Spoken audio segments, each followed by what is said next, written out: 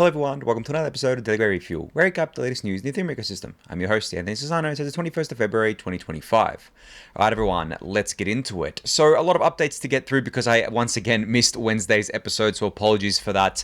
But to kick things off, we have a new job posting from the Ethereum Foundation here. Now this just isn't just any job, it's not a researcher role, it's not a developer role, it is a social media manager role. So they are looking for a full-time person to manage the Ethereum kind of social media presence, whether that's on the Ethereum Foundation Twitter account or the Ethereum Twitter account or really any related entities here. They want someone to work on this full-time, not just on Twitter, but also on Farcaster, Lens, Blue Sky, Facebook, and LinkedIn. So if you are interested in this job, you can go and apply. I'll link it in the YouTube description below. A lot of people tagged me in this saying that I should apply for it. Honestly, I don't have the time to do something like this full-time.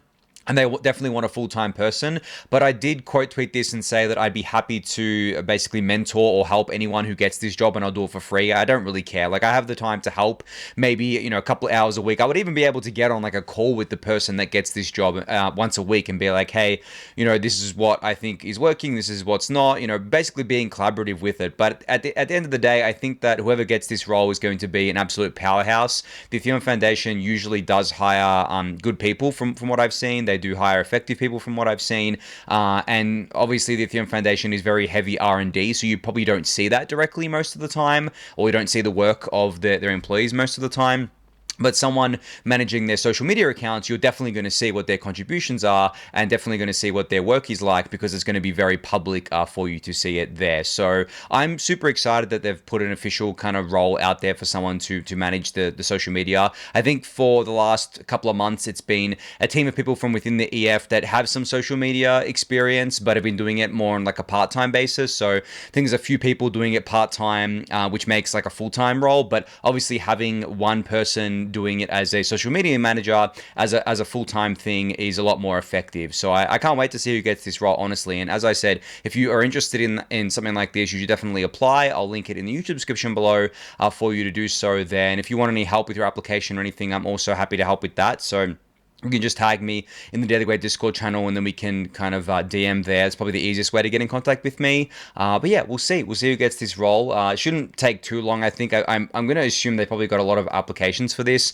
Well, you know what? I hope they did, because there's a lot of people who have opinions about how the Ethereum social media account should be run. So if those people actually want to affect change, this is their chance to do that. So I hope that they applied to this as well. But we'll see how that all shakes out there. All right, so Vitalik tweeted about Argentina today, not about the, Libra scam coin that was launched a few days ago, that there was a lot of controversy around. I'm sure a lot of you guys have seen that, but he tweeted about possibly hosting Devconnect in Argentina. So I quote tweeted this and I said, this is the way to get countries/presidents involved in crypto. It's infinitely better than having them launch scammy tokens. Ethereum is for builders. And Ethereum really is for builders. Ethereum is the ecosystem where you come to do serious, long-term, sustainable things. Other ecosystems, probably not that, right? The opposite of that. And that's why they tend to attract the very, speculative, gambly, short-term stuff, a lot of the scammers and things like that. Ethereum obviously has a lot of scammers on it as well, but I think the core culture of Ethereum has always been about building something that is long-term sustainable and shunning, essentially, those people that come into the ecosystem only to scam, only to grift. A lot of the Ethereum community does that. And I think that's a key differentiator between the Ethereum community and other communities here.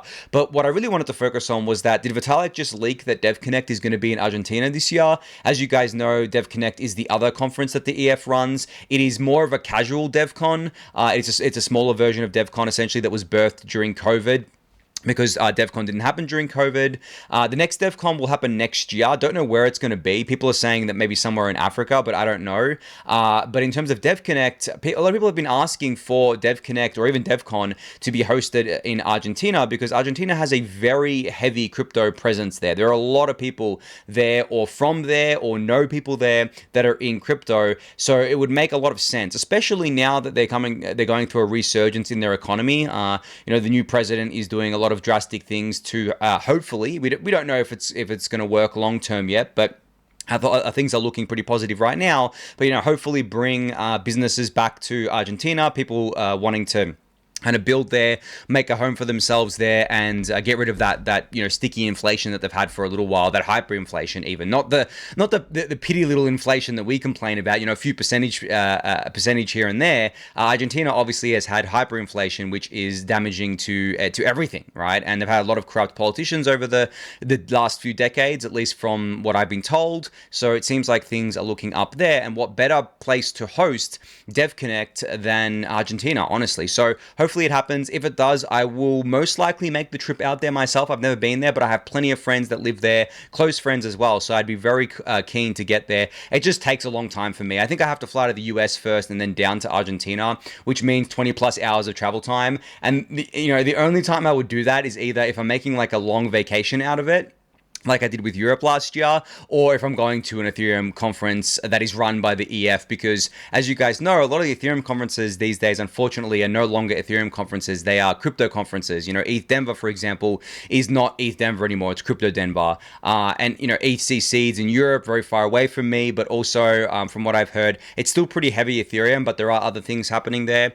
Whereas with Devcon and Devconnect, they are all Ethereum, especially Devcon. It's like 100% Ethereum, as everyone who went to Devcon Bangkok last year will know, and that's why I like going to those conferences, is because that's all I'm interested in. I'm really not interested in the rest of crypto, guys. Like, you guys know this. Call me an ETH maxi, call whatever you want, but like, honestly, I look at other ecosystems and I see basically the same thing that Ethereum is already doing, just in other ecosystems. So it's like, okay, well, Ethereum's already done that, doing that, or basically planning to do that in the future, and Ethereum is already a giant ecosystem. It's impossible to keep up with everything. So I'm just not interested in the rest of crypto, especially because most of the rest of crypto is just pretty much a scam or a grift anyway. As we've seen over the years, especially if you've been in crypto for as long as I have, you do definitely get jaded to a lot of things here. But this is getting a little bit off topic. As I said, like, we might be getting Devconnect in Argentina this year. I think in terms of like when it's going to happen, October or November from I guess like previous Devconnects, that's when they kind of took place there. But I'll keep you guys updated on that.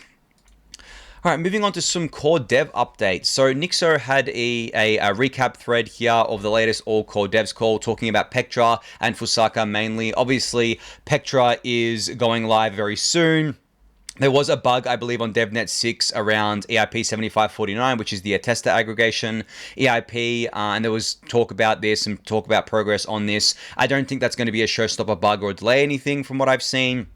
It still seems like the fork is going ahead in early April there. But then the more interesting discussion was around Fusaka in terms of what we're going to do with blobs, what the timing's going to be like, what are we going to do with PeerDAS, is EOF going in, so on and so forth. And then discussions around hardware requirements and bandwidth requirements as they relate to that there, as well as fork cadence. And I remember I spoke on the last episode about this and about how there's currently two parts we can take with regards to fork cadence.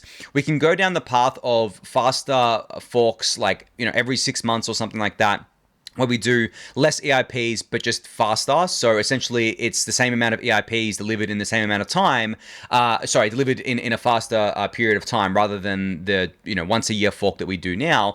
Or we can separate out scaling in terms of like blobs into its own forks, while still having these kind of faster 6 month forks for general things.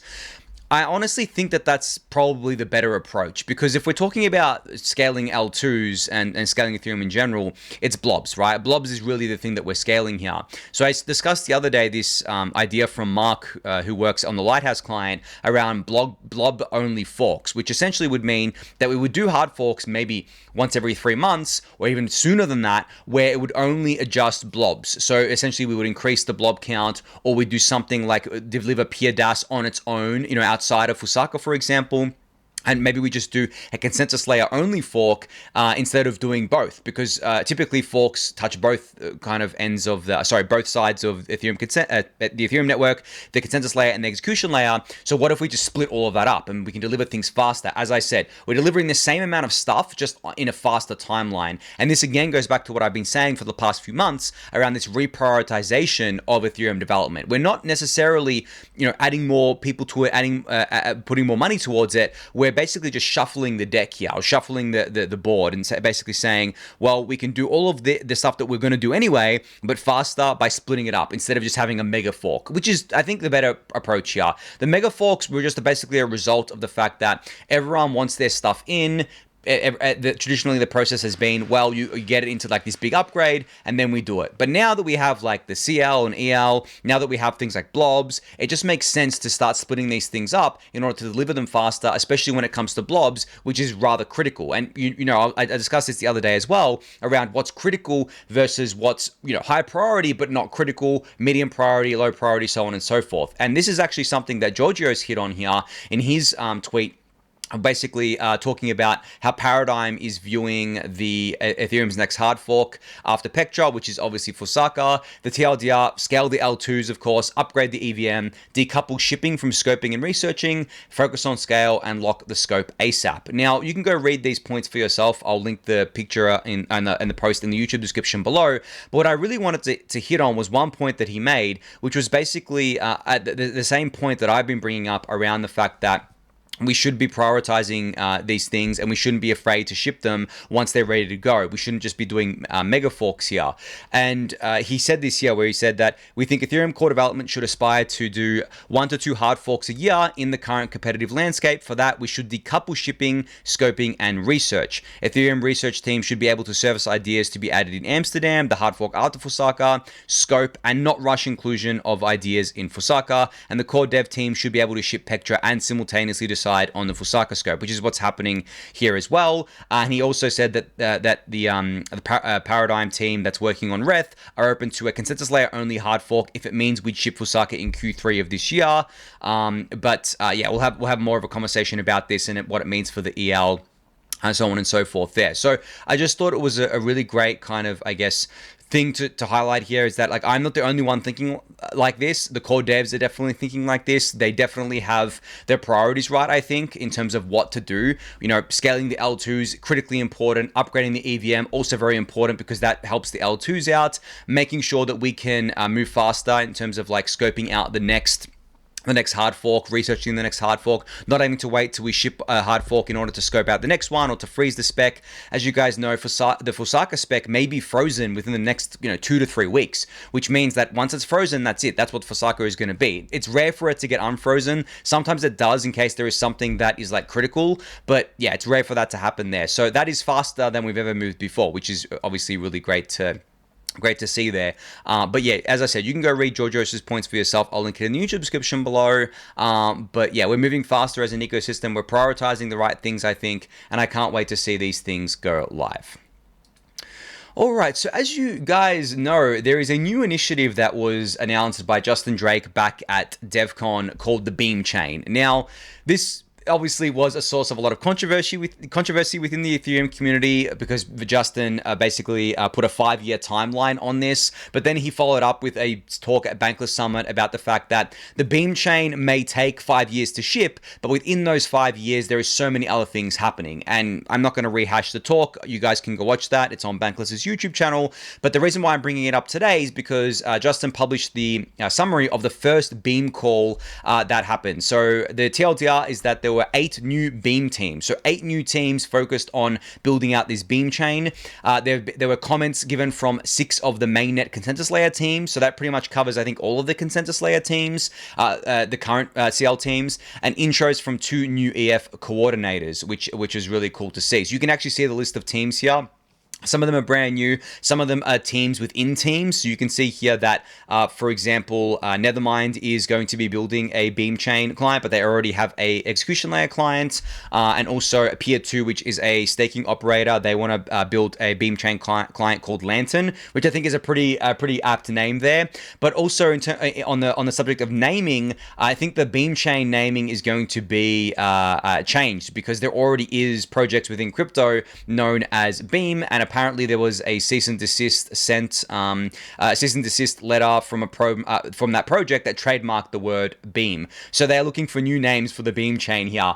I don't know what the name can be, honestly. I think it has to obviously fit the theme of what Beam chain was trying to essentially relay and what Beacon Chain tries to relay. But I guess you guys can come up with a name and send it to Justin if you think it's appropriate. I don't really have a name in mind, to be honest. As I said, I think that the client name Lantern is really cool, but like that's a client name. It's not something that I would call the Beam Chain, so it has to make sense in that context. But I'm sure they come up with a name. I'm just bike shedding the name right now. But in terms of progress, it's being made. This is all about coordinating people, getting them together, and starting development on the Beam Chain here. But this is just one of many projects that is being worked on. As you guys know, this is being done in parallel to everything else. We don't have to wait 5 years or however long this is going to take in order to upgrade Ethereum. We're upgrading Ethereum faster than we ever have before.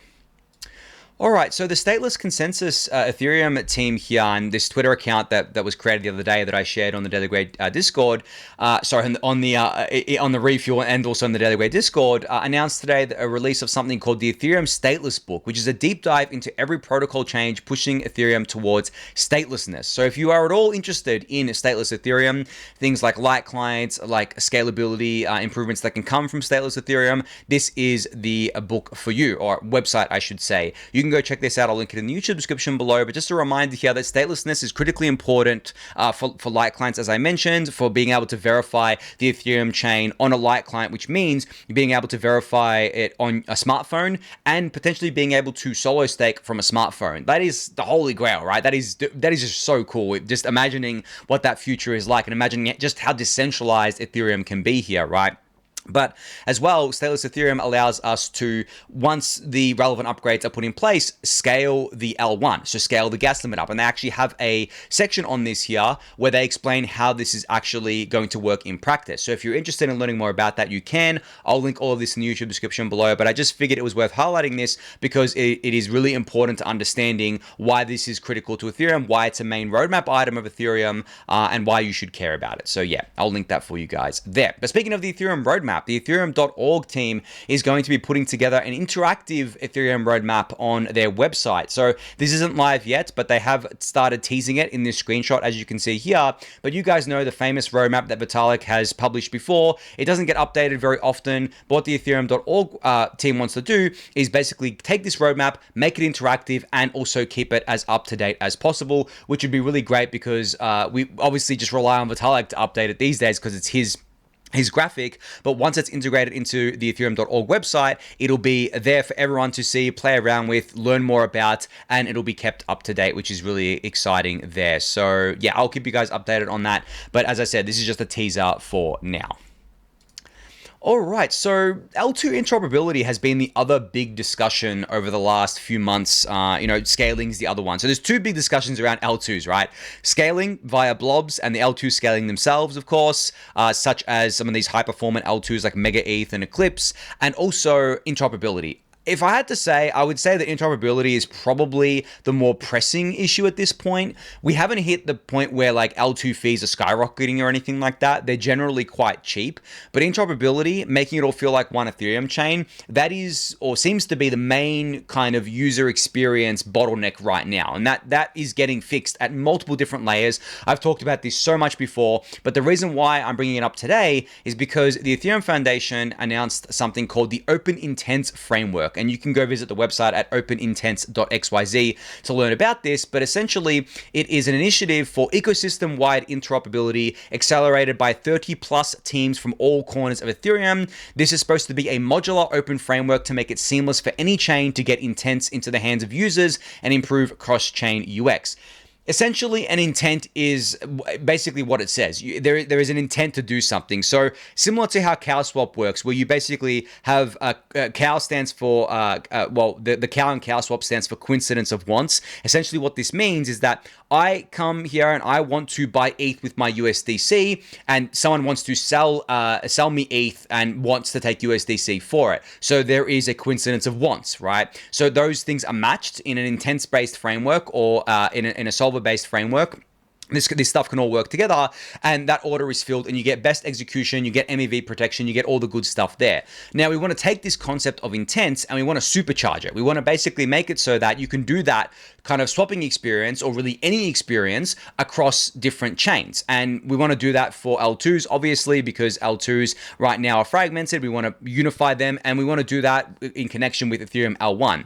So if we can have an open intents framework that is credibly neutral, that everyone can use, permissionless, that isn't owned by anyone, and any kind of chain can come along and basically plug into, that essentially gives us a way to do interoperability in I guess like extra protocol. Because as I said, there are in protocol things you can do, but this would be considered extra protocol, where essentially you have like a marketplace of people who would just fill these intents, essentially, or kind of bots that would fill these intents. So in practice, how this would work is that you could be on base, and you could be like, okay, well, I'm on base, I have ETH on base, and I want to trade my ETH for this fancy new token that just launched on Arbitrum.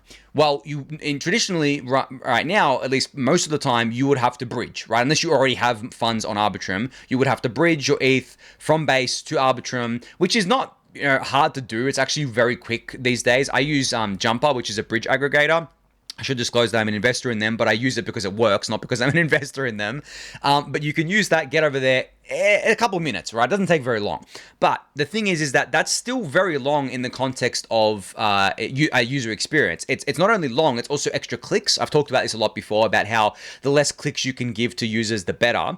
And it's just not seamless, right? It's definitely not seamless. It requires going to different apps. It requires extra trust assumptions, so on and so forth. So in this world where everything's running on intents, from my understanding, I'm not an expert on intents, but I'm learning. But from my understanding, you get that seamless experience of trading on base with your ETH, but that being able to get that token on Arbitrum and then having that token reflected on base, right? So that's how it would essentially work, is that you would basically not have to leave base. You'd be able to trade that token. It would all happen in one transaction, by the way, especially with EIP 7702 going live with Pectra, where there won't be an approved transaction anymore. It'll all just happen. It'll happen in the background seamlessly, cheaply, quickly, and you'll be able to go from there. That is the Holy Grail, as you guys know. The Holy Grail is to unify Ethereum again, make it all feel like one chain.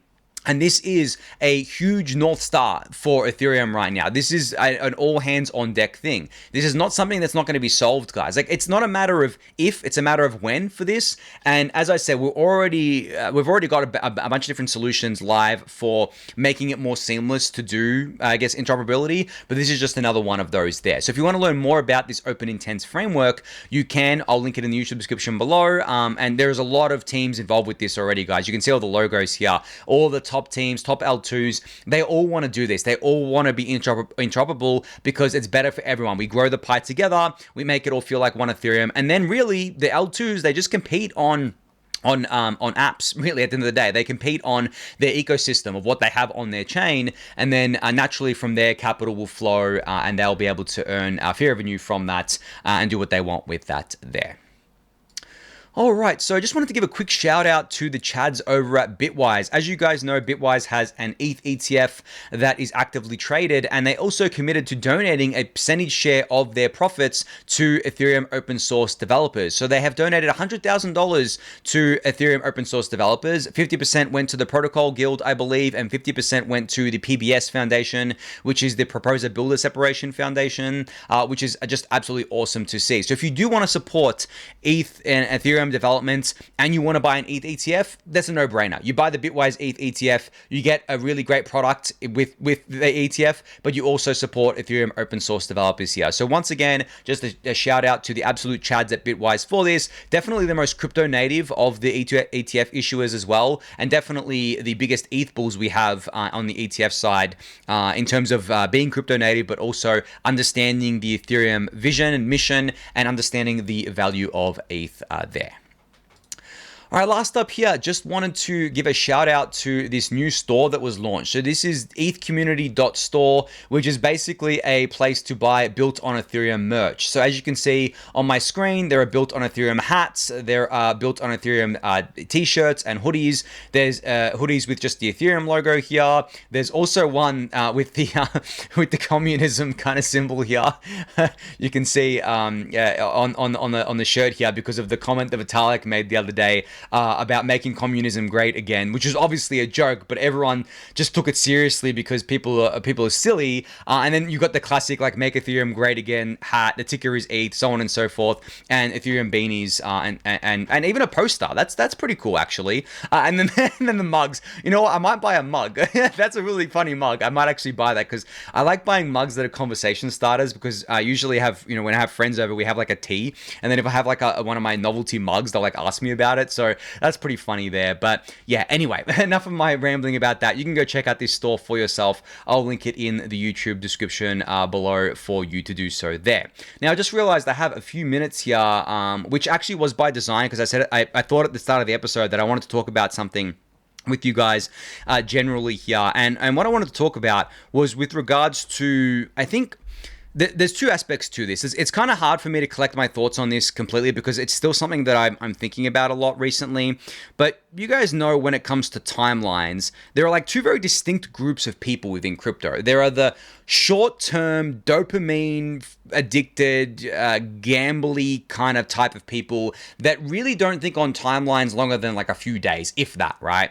Then you have the really long-term kind of people who think, many years into the future. They're building for many years into the future, and they have no, I guess, like a care about the short-term day-to-day stuff. They've always got their eyes on the prize, so to speak. And then, of course, you have everyone else in the middle there. So really, I guess you could say there's three distinct categories here, but the extremes is what we love in crypto, and the extremes is what we see the most of. So that's what I've been thinking about a lot recently. But the reason why I bring this up today is because your timeline and how you think about timelines is going to be influenced by what you're exposed to. So, for example, and this may be obvious to people, but it's just something that I'm thinking very deeply about recently and trying to definitely make sure that I don't fall into this trap here.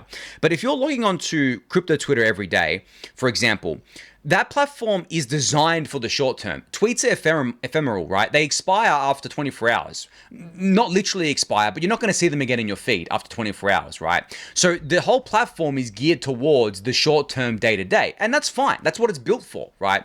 But the problem becomes is that if all you do is spend all of your time on there, your brain is literally being trained to only focus on the day-to-day. You start pushing all the long-term stuff to the back of your mind, and you don't focus on that anymore. You just focus on day-to-day. And then you start thinking, oh, nothing happened today. Is crypto dead? Right? Which is obviously stupid, but like your brain starts thinking that because you've just convinced yourself that, or without even knowing it, that the day-to-day is the only thing that's happening, and that's what you should focus on. So I think that the cure, so to speak, is to have a varied, I guess, like way of keeping up with this ecosystem and focusing on this ecosystem. Limiting time on crypto Twitter obviously is a big way there. Listening to podcasts instead of going on crypto Twitter is another way, because from a lot of the podcasts that I listen to, not the ones that I guess like give daily updates, like my own, right? For example, because I do cover the day-to-day stuff, but I focus on the long term too. But like the podcast with like guests that are talking about their apps and their projects, they definitely do talk longer term because it takes time to build their thing. So they do that, and then your brain reorients around that. You think more longer term there as well. Reading books is also a really great way of doing it. Reading history is a really good way of doing it as well, funny enough. But essentially, you don't want to be spending one, I guess like too much time in one, I guess, mind paradigm or brain paradigm where your brain basically just thinks too much in one way and not enough in the other. As I said, I'm still collecting my thoughts around this, still trying to formulate a proper thesis around this, but I figured it was worth bringing up because I see a lot of you guys, especially in the Daily Gwei Discord channel, you hyper focus on not even just the day-to-day, but like the hour-by-hour stuff. And every time I have a conversation with people trying to have a real conversation, it becomes frustrating for me, not every time, but like sometimes when I'm talking and I typically, maybe I'm on the other end of the spectrum where I think too much about the long term, but I typically think about the long term and stick by the long term stuff. But I have to keep reminding myself that a lot of people don't think like that, and they're coming at it from a short term mindset. So if I'm talking about the long term, and I'm talking to someone who only thinks in short term ways, then obviously there is a mismatch there. Or essentially, we're going to talk past each other. There's going to be a misunderstanding. So I just wanted to make sure that you guys are aware of this to start with, and aware of the phenomenon of this and how it actually works, and that it's real, and also ensure that you're spending more time focusing on the long term versus the short term, because things take longer than any of us would expect to happen, right? And the thing is that you can say that crypto moves very, very quickly, which it does, which means that your concept of time actually gets warped as well. I saw a tweet that the Libra Argentina thing, the scam, was like 4 days ago. 4 days ago, guys. Doesn't it feel like a lifetime ago already because crypto's just moved so fast? But that's what happens when you're spending every day in this industry, when you're going on crypto Twitter, when you're exposing yourself to everyday stuff, time starts to just get away from you and your concept of time just gets warped. So to prevent that, at least the way it's been working for me, is you spend less time on the short-term stuff, maybe not too much time on the long-term stuff, but you try to sit in the middle here. You try to find a balance. And that's what I've been trying to do. It's been working, honestly, especially when I'm trying to do things like if I'm going and exercising, whether it's being like weightlifting or going for a walk or definitely riding my bike. I can't use my phone, but like just generally, I try not to use my phone at all, not go on it at all, because I'm in the moment. I'm just focusing on that. I'm not focusing on anything else, because if I go on my phone, I start, my fingers automatically go to like Twitter, and they go to like the TradingView app, and they go to Discord, and then I'm just in this stuff, and it's not good. It's not good to be kind of so heavily involved in this stuff, because it does affect you negatively there. But anyway, as I said, just something that I've been thinking about a lot recently. Hopefully it resonates with you guys. But I think on that note, that's going to be it for today. So thank everyone for listening and watching. Be sure to subscribe to the channel if you haven't yet. Give it a thumbs up, subscribe to the newsletter, join the Discord channel, and I'll catch you all on Monday. Thanks, everyone.